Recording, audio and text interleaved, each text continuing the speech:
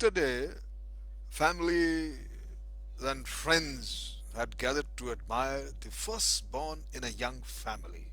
I was also one of the invitees. And among our friends, one common friend, the father of three teenagers. Well, everybody was smiling, laughing, complimenting the parents, the grandparents, and cajoling with the young infant.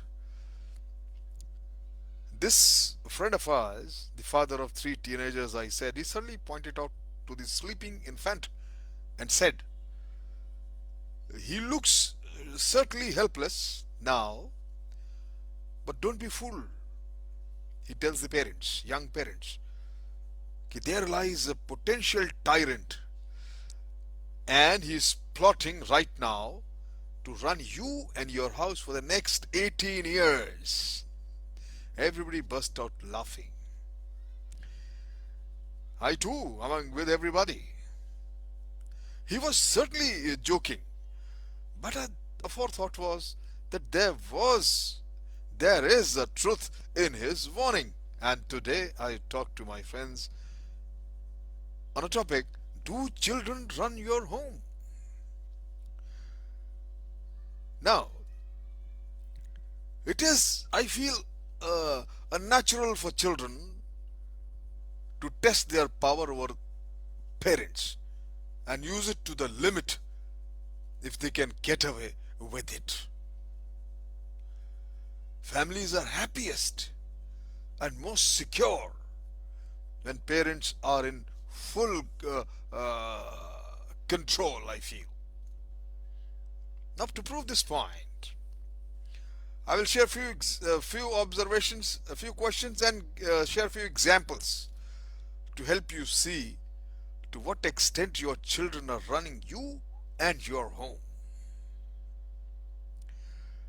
So, first thought comes: ask yourself, were the babies, were these children, these infants, they are babied too long?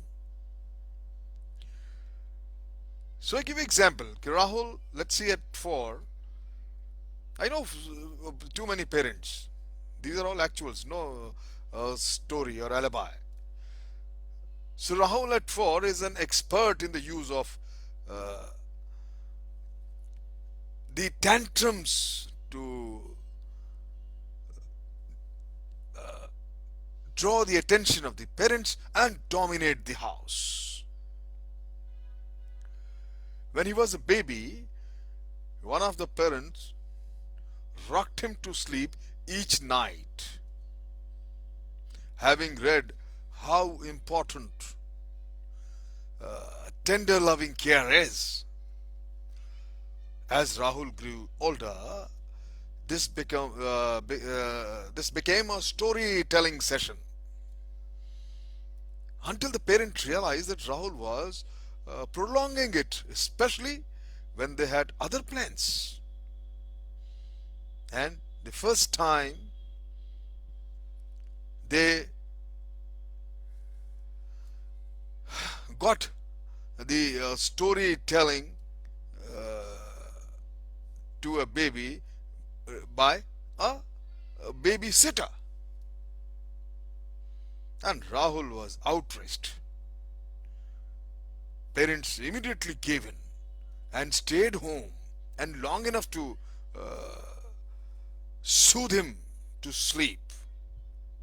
And this was all Rahul needed. Now, the parents has no choice but to accept only after dinner dates, and their guests are often disconcerted by the long delayed dinner while either host or hostess disappears to talk to put Rahul to sleep. And these parents are actually confirming Rahul's idea to act like a demanding baby long after infancy pays off handsomely, my friend. Think it over. Are they a baby too long? Now comes the second. Is it easier to ask yourself, is it easier to indulge than to discipline? You take another example. Rashmi is 13. In the division of the family chores, her job is to wash the dinner dishes.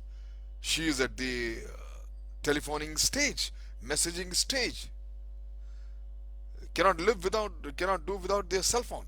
And the minute the meal is over, she is right on the phone. After half an hour of a chatting or chatter with friends, the friends arrive and she rushes to the door. You haven't done the dishes, her mother reminds her. And she says, "Oh, mother, my friends are waiting for me. Do I have to?" So mother says very affectionately, "Oh, well, go ahead, darling. I will do it." Dinah, she Rashmi, she achieves her aim. Now, my friend, they are the only young ones, and it is so easy to keep them happy. These parents tell each other, not realizing that the child who is allowed to run his home is not learning the meaning of responsibility and importance of mutual help. Another question, ask yourself, is it easier to serve than to train the children? And the example I give here, that there's an 8-year-old boy, and he is expected to clean the tub after his bath. Now he dwaddles, and after 20 minutes the tub is only moderately clean. The room is in shamble, and the other children are late starting their baths. So the young boy's mother had her hands full at the end of the day. "Stand aside, darling," she says politely. "I will do it myself." And the young man gets his way. She says, rather than uh, take the time to train him to finish properly and do the job, the work he is expected to do or he has been told. Every time child gets their way. Ask again, are you afraid of a showdown? Ask yourself. Mary, let's say, if she's 13, she came down to breakfast Saturday morning wearing lipstick and eyeshadows. Her father says, "Go straight upstairs and wash that stuff off." And she says, unconcerned, "Oh, father, don't be so old fashioned. Everybody wears makeup. Mothers, do I have to be treated like a baby? I'm grown up now." Well, I certainly don't think you are old enough to wear any to school. Her mother says, uncertainly afraid to say no. She should have immediately, firmly said no, and hoping to stay on both sides, an impossibility in the kind of showdown. The argument that followed, this tacit encouragement, is actually anguishing. The child gets her way. Ask yourself, parents have to work as a team. If they pull against each other, children quickly learn to play the deadly game of divide and conquer. Many parents fear that they will lose their children's love by crossing them, but only by helping children curb their impulses and by giving them to better uses of their energy can parents give their love.